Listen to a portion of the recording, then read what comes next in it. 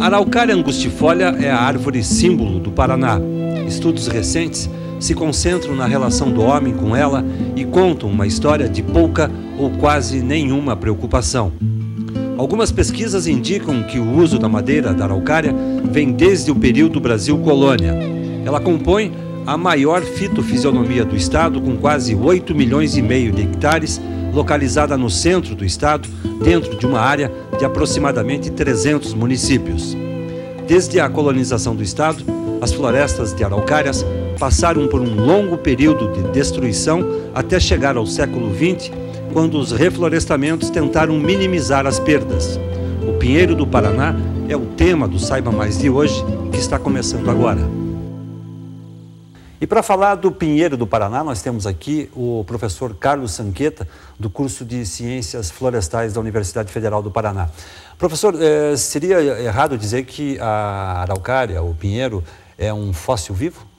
Não, ele é exatamente um fóssil vivo, porque vem de uma época do período dos dinossauros, da época que os continentes estavam agrupados. Então é de uma origem geológica bastante antiga, por consequência, né, é considerado um fóssil vivo mesmo. Quer dizer, tem o Pinheiro do Paraná tem irmão lá na Austrália? Na Austrália, na Oceania. Por exemplo. E como é que isso...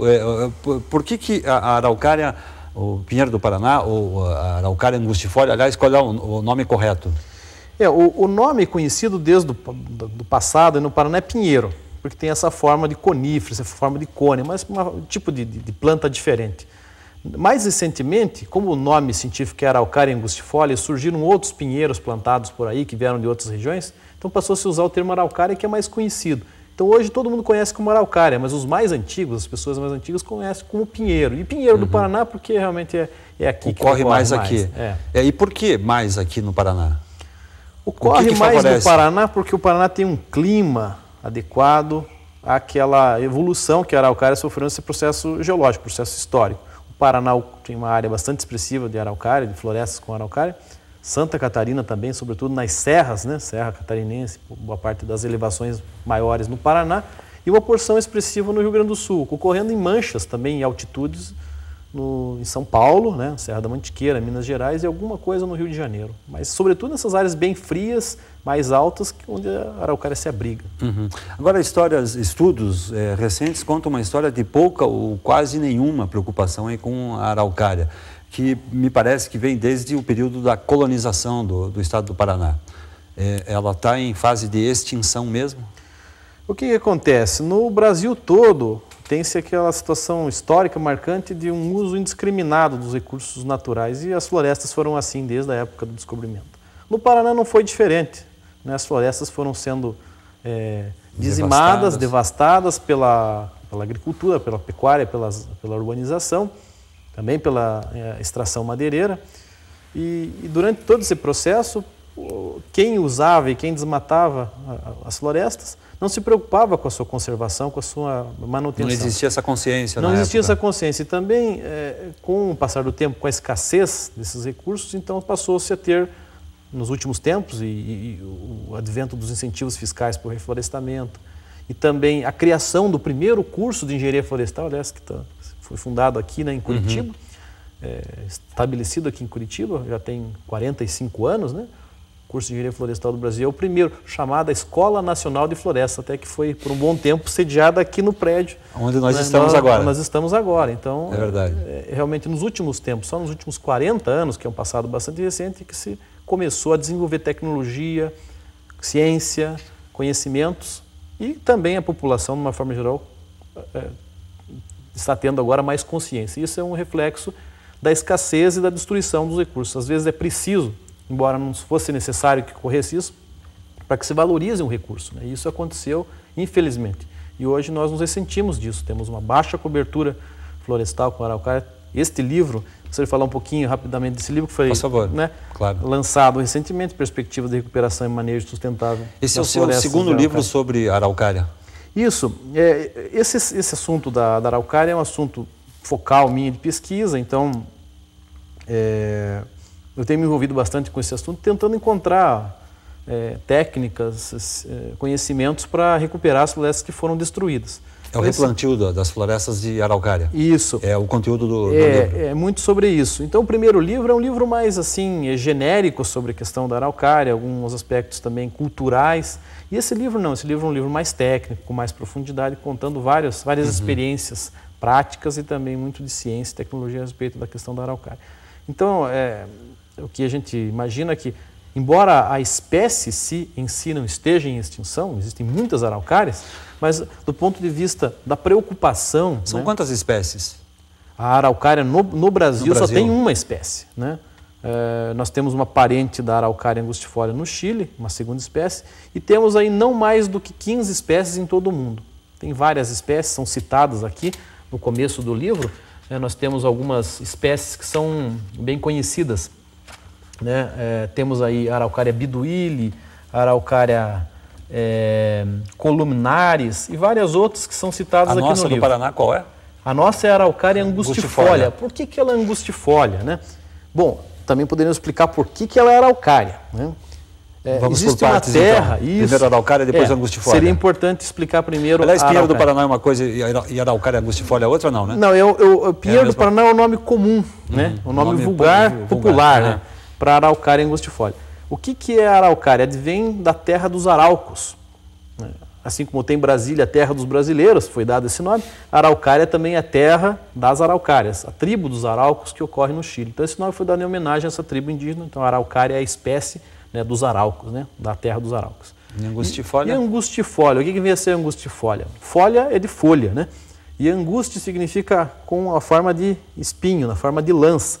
Então, como ela tem essas folhas, né, nós chamamos de acículas, tecnicamente, elas são pontiagudas, então esse é o nome que se dá para a araucária. Voltando à questão da devastação dessas florestas de araucária no Paraná, além da preocupação da preocupação que não houve na época no período da colonização do Estado, também os portugueses, quando chegaram ao Brasil, usavam a madeira da araucária para fazer as embarcações. Sim, a araucária vem antes da colonização, o uso dela vem então desde o período Brasil-colônia. Sim. Embora não tão antigo quanto na costa brasileira, porque logicamente a colonização principal na época dos portugueses foi pela costa. Mas depois que os portugueses adentraram ao Planalto, né, cruzando a Serra do Mar, sim, eles passaram a utilizar a araucária, porque é uma espécie que tem uma madeira muito boa, né, uma forma reta, uma madeira fácil de trabalhar. Embora não fosse uma espécie adequada para construir embarcações. Interior de embarcações, sim, mas não a parte externa. Então a araucária passou a ser utilizada muito depois, posteriormente, pelos imigrantes europeus, que passaram a construir casas, utensílios, muitos utensílios. Utensílio doméstico era feito com pinheiro. Muitos utensílios domésticos, né? Colheres ou cabos para ferramentas, inúmeros objetos, né, pela qualidade da madeira, Exatamente, é uma madeira muito fácil de trabalhar, com uma coloração muito parecida com as espécies que tem lá na Europa. Os europeus trabalham muito com os pinheiros, né? E quando eles chegaram aqui, a única espécie de pinheiro que tinha era o pinheiro do Paraná, a araucária. Então, também por essa razão. Nós vemos aí remanescentes aí, né, em Curitiba de muitas construções antigas feitas com araucária aqui em Curitiba, no Paraná. Essa preocupação com a devastação da floresta de araucária do Paraná começou exatamente quando? Na década de 50, década de 60? Ela na verdade já remonta a algum tempo, um tempo considerável, desde o primeiro Código Florestal. Aí nós temos relatos de preocupação com a araucária desde a época do Instituto do Pinho. Então, nesse período, qual era a área de cobertura? A araucária originalmente no Paraná ocupava mais ou menos em torno de 60% do território paranaense. E essa preocupação, então, meados na década de 30, mais ou menos, começou a despontar. Depois, o Código Florestal, o último Código Florestal, que é de 65, ele já mostra uma preocupação explícita com a conservação, com a recuperação, com os cuidados com a araucária. Código de 65. 1965, né, que é o Código Florestal brasileiro, que está em vigor até hoje. E, mesmo assim, as florestas com araucária não tiveram, na prática, né, uma consciência revelada em fatos, em prática. Né? Havia preocupação no papel, no documento, no código, mas de fato, de verdade, não se preservava. Não se preservava. Então, se você vê, aquele gráfico que tem no primeiro livro, né, mostra uma queda da área com araucária, chegando até os números bastante baixos dos dias de hoje. E mais recentemente, eu diria na década de 80, década de 90, não mais do que 20 anos, 20, 25 anos, é que essa consciência se espalhou, se disseminou para toda a sociedade. Hoje, qualquer criança, né, qualquer pessoa bem informada, que é a grande maioria da população, sabe valorizar a araucária, sabe da sua importância, houve uma consciência mais ampla. E hoje, acho que toda a sociedade brasileira, sobretudo a paranense, curitibana em particular, valoriza a araucária, né? Tem muitos aspectos culturais da araucária, né? O pinhão, né? Tem aspectos... a história da gralha azul. Da gralha azul, tem muitos mitos, muitas lendas, que eu também conto naquele outro livro. Por exemplo? Tem muitas histórias né, do último pinheiro, né, que um homem cortou, né? Ele se sentiu assim, como se tivesse ele mesmo se suicidado, né? Quer dizer, ele incorporava nele mesmo, né, aquele sentimento de que se derrubassem as florestas, ele mesmo estaria perdendo a sua vida, né? Tem essa história, tem a história também da própria gralha azul, né?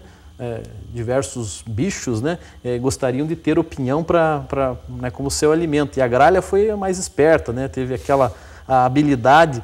E, além disso, o fato de ela comer o pinhão também permitia que ela, de vez em quando, esquecesse o pinhão por aí, e isso proliferou, então, a regeneração e a formação dessas florestas araucárias. Então, a gralha azul tem uma íntima história, né, de evolução junto com a araucária. Sendo a árvore símbolo do Paraná, essas histórias poderiam muito bem ser melhor contadas nas escolas para que se disseminasse mesmo, de fato, essa cultura do pinheiro do Paraná já desde criança, né? É verdade. Além da questão ambiental, que é importante conservar a araucária, plantar a araucária, eventualmente cortar a araucária desde que se plante, né, na quantidade adequada, utilizá-la para construir coisas, para objetos, porque, enfim, a madeira da araucária também tem um valor cultural. Não devemos perder essa identidade, né? Além do pinhão, outros alimentos. É importante que, além de saber preservar, conservar a araucária, é importante também valorizá-la culturalmente. E as histórias, né, para as crianças, que hoje não têm aquela experiência de viver na floresta como os nossos antepassados, né? Não percam essa identidade, né? Muitas pessoas não conhecem as histórias, não conhecem a culinária, não conhecem os usos da madeira, enfim, como é viver numa casa, imóveis de araucária e assim por diante. Então, seria bastante importante que essas histórias, em particular, fossem contadas de uma forma fácil, de uma forma bastante atrativa. De preferência, né? Na escola também. Com certeza, na escola, porque a escola é o local onde se dá os primeiros passos, né? E também em casa. Eu acredito que muitas pessoas do interior, sobretudo, continuam, né, valorizando isso. Mas nós aqui na cidade a gente ficou um pouco distante. Agora as escolas têm realmente esse papel. É importante que os livros didáticos vivenciassem a nossa questão local, regional. E a araucária podia muito bem se inserir nisso. Então, ok, professor Carlos Sanqueta, a gente vai fazer um rápido intervalo. No segundo bloco a gente ainda fala sobre a araucária do Paraná, tá certo? Okay. Um instante só.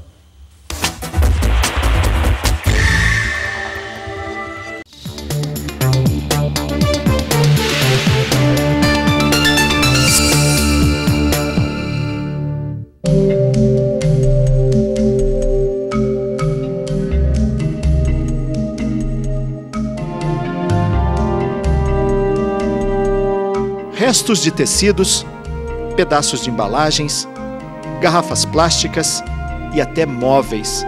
Verdadeiras ilhas de lixo.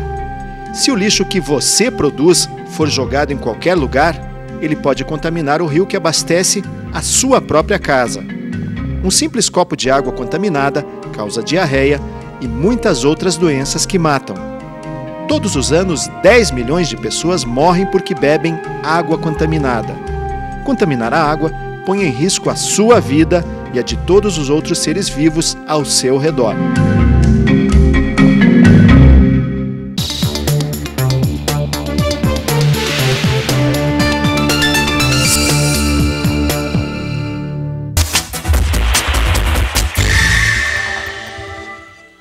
O programa Saiba Mais está de volta, hoje conversando com o professor Carlos Sanqueta, do curso de Engenharia Florestal da Universidade Federal do Paraná, e o tema é o pinheiro do Paraná, araucária angustifolia. Professor Sanqueta, o que restou dessa floresta original de araucárias do Paraná? Restou muito pouco. Esse processo de colonização, né, que se processou no Paraná durante décadas, destruiu a maior parte da área com florestas de araucária. Só para relembrar, no primeiro bloco a gente lembrou que essa área era de 60 aí?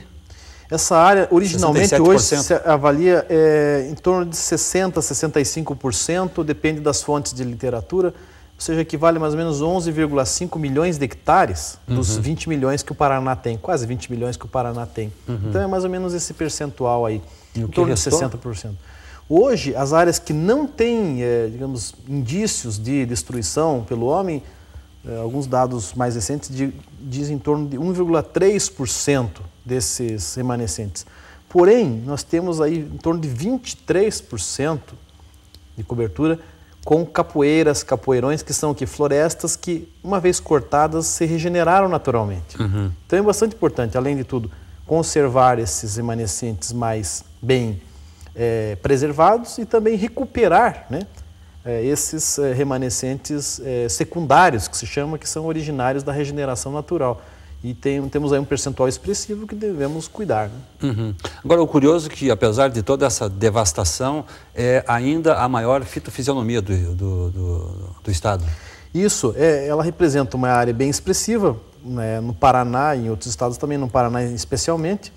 E nós temos aí um percentual de cobertura bastante grande nesses remanescentes secundários que nós devemos, como eu disse, conservar, procurar mantê-los e recuperá-los. Temos aqui a floresta da Serra do Mar, né, a floresta umbrófila densa, que tem em termos percentuais uma cobertura maior, só que é uma área pequena, não é uma área tão grande. Na área da araucária nós temos uma superfície muito mais extensa e, portanto, as florestas com esse percentual significam bastante. Agora, a preocupação hoje é o replantio, né, dessa área florestal aí. Em que processo isso está hoje? Esse processo de recuperação está sendo feito? Tem essa preocupação? As iniciativas são bastante ainda pequenas, né? Neste livro nós contamos um pouco sobre esse processo, o reflorestamento, como começou no Brasil, o reflorestamento também com a araucária. E, infelizmente, as ações que se processaram até hoje têm se mostrado insuficientes, muito ainda tímidas. Nós precisamos realmente de políticas públicas fortes, em nível federal, em nível estadual e também nos municípios, para que algo de prático aconteça. O que tem acontecido? Apesar de todo o esforço que o governo tem feito e todas as iniciativas, o proprietário rural hoje ele não se sente à vontade plantando araucária. Ele tem medo de que possa haver uma moratória, como está acontecendo hoje do corte da araucária. Ele quer plantar, mas ele quer utilizar. Então, todas as iniciativas realmente têm barrado nessa problemática. Hoje, ele não vai utilizar isso? Ele não vai utilizar. Então, é um problema muito grande. Eu acredito que deveria haver um estímulo e uma garantia ao proprietário.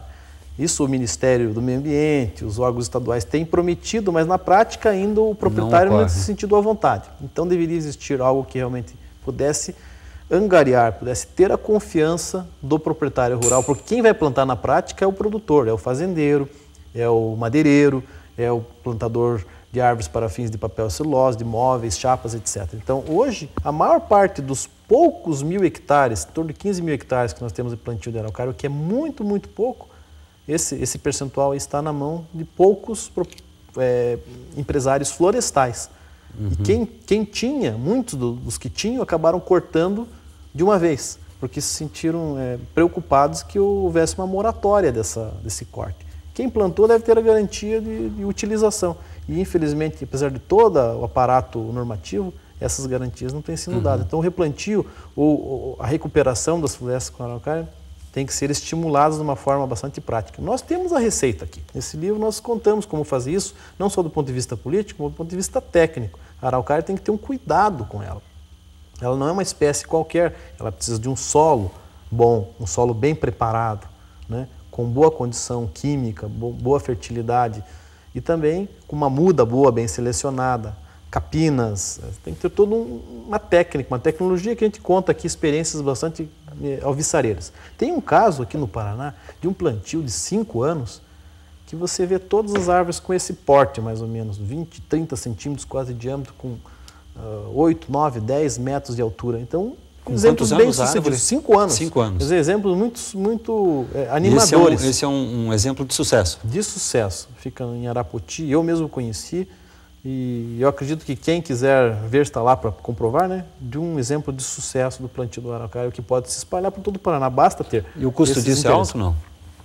O investimento é maior que o convencional, mas não é nada assustador. É perfeitamente possível fazê-lo. Quer dizer, existe mesmo, na verdade o que falta é uma política mesmo de boa vontade. Uma política de boa vontade do setor público, né, e também uma motivação para o produtor, para quem poderia plantar. Existe muito interesse, com certeza, de muitos plantarem. Agora precisa realmente resolver esse nó, né, da Qual questão. é o ciclo da araucária? Como é que ela, você planta hoje e além desse processo todo da preocupação que tem que haver com o solo e tudo mais, você vai ver uma árvore grande, crescida, dali a quanto tempo? Se você plantar a araucária hoje, estima-se que em torno de 30 anos seja a época de corte. Mas o que acontece? O corte final, né? Você pode ter um corte anterior aos 10 anos, por exemplo, aos 8 anos, um chamado desbaste, né? Você corta algumas árvores que já podem te dar algum dinheiro. Depois, quem sabe, aos 15 anos, um outro corte aos 20 anos e um corte final aos 30. Então, você já pode fazer renda. Além disso, você pode ter renda do pinhão, você pode ter erva mate sobre esse plantio, você pode ter outras atividades, cultivo de cogumelos, enfim, você não precisa exclusivamente esperar aquele tempo da araucária. Mas mais ou menos seria em torno de 25, 30 anos para ela ter a rentabilidade máxima, é isso que se estima, né? Algumas tecnologias podem acelerar isso. O melhoramento genético, né? Existem alguns pesquisadores da Universidade Federal que já têm histórico nisso, né? E também o preparo do terreno, como eu disse. Uma boa técnica pode acelerar esse processo, quem sabe, para 20 anos.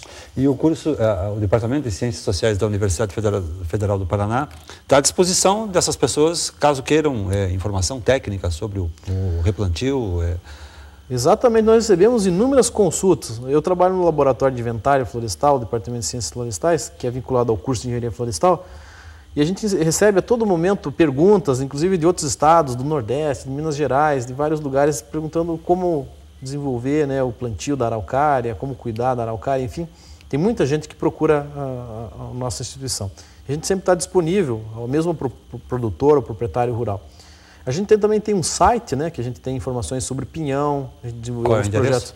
É www.floresta.ufpr.br. Ali você encontra informações sobre esse projeto Pinhão, né, informações sobre a araucária em geral, sobre este livro. E também nós temos uma parte deste site que trata de pesquisas ecológicas com a araucária. Nós temos já muitos anos de pesquisas ecológicas com a araucária e nesse site você pode encontrar muitas informações genéricas sobre a araucária, informações bem específicas sobre crescimento, sobre regeneração, sobre muitos detalhes da araucária, quais as publicações que já foram geradas, as teses, os artigos. Então, é um site bem completo, que você pode inclusive baixar alguns artigos fazendo né, o uso da internet. Fora o Paraná, onde mais a araucária ocorre no país com mais frequência? A araucária, em termos de área de maior expressão, é realmente no Paraná, depois vem Santa Catarina, em terceiro lugar Rio Grande do Sul. Né? E por que o interesse de estados lá de cima? É muito curioso. O brasileiro, de uma forma geral, ele é apaixonado pela araucária, né? E os estrangeiros também, né? Os estrangeiros, quando vêm para cá, encontram na araucária uma árvore curiosa e muito bonita. Então, tem gente que planta araucária lá na Bahia, volta e meia procura a gente. Às vezes, ela não vai muito bem nessas áreas muito quentes. Mas tem áreas, por exemplo, mais frias, como em Minas Gerais. Além dessa preocupação com o solo, tem o clima também. Tem o clima. É importante plantar araucária em regiões que não tem um clima, subtropical para temperado. Não dá para plantar araucária em regiões muito fora da sua ocorrência natural. Então, às vezes, o pessoal planta, ela até vai. Tem muitas araucárias plantadas aí no litoral que sofrem, né? Sofrem bastante. Até costuma chamar essas araucárias daí de araucárias angustiadas, embora elas sejam angustifólia, né? Elas ficam ali sofrendo, mas elas aguentam bem. E como é que você identifica uma araucária nova, uma jovem e uma adulta? Ela tem um formato específico nesses períodos? Isso. Quando você planta a araucária no começo, ela tem um tufo, né? Com várias folhas, né? Depois, com o passar de alguns anos, ela adquire uma forma de uma conífera típica, né? Uma forma de um cone. Nessa fase jovem, até quem sabe uns 10 anos ou até um pouco mais, 15 anos, ela tem essa forma típica, né, de cone. Depois, ela passa por um processo fisiológico que ela começa a perder os galhos de baixo. E ela começa a levantar esses galhos, né, eles levantam para diminuir, né, as tensões na copa, e ela adquire uma forma de taça, né, uma forma de guarda-chuva. Por quê? Para obter a maior exposição à luz. Já com quantos metros de altura?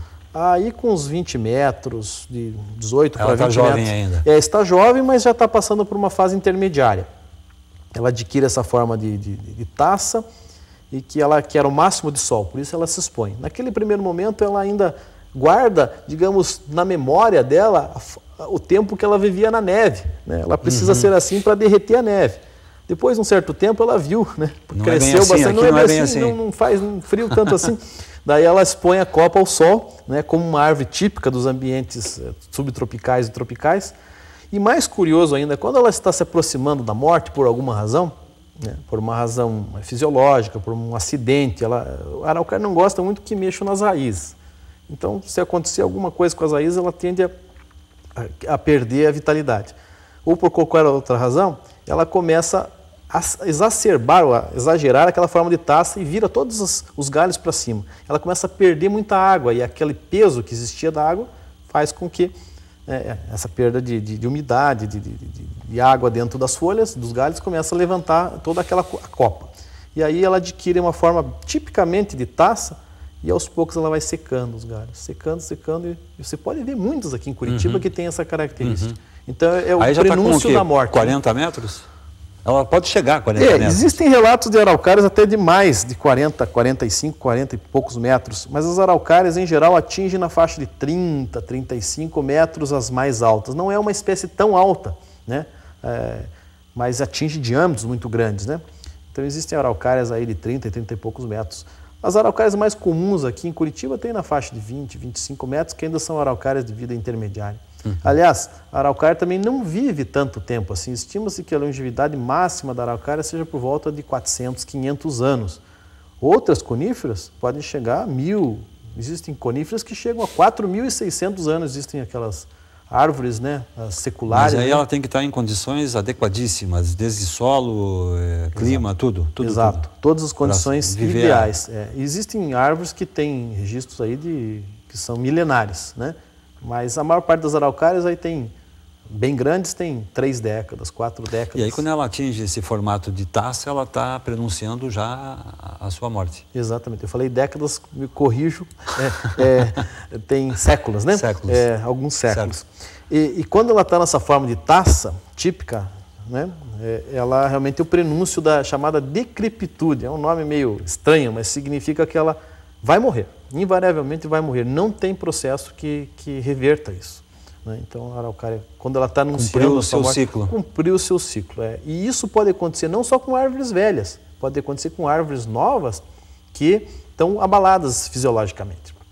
Então, por alguma razão. Por alguma razão. Se você vê algumas araucárias relativamente jovens aqui em Curitiba, onde houve uma construção do lado, o terreno foi mexido, tal, houve um aterro, um corte de terreno. Poluição até da própria cidade. Poluição, isso, qualquer fator ambiental mais drástico provoca essa aceleração da senilidade ou da decrepitude da araucária. Tá ok, professor Carlos Sanqueta, muito obrigado pela aula. Obrigado, estamos sempre à disposição lá na Engenharia Florestal. Tá certo. Um abraço. Obrigado. O Saiba Mais volta com uma nova edição na semana que vem. Até lá.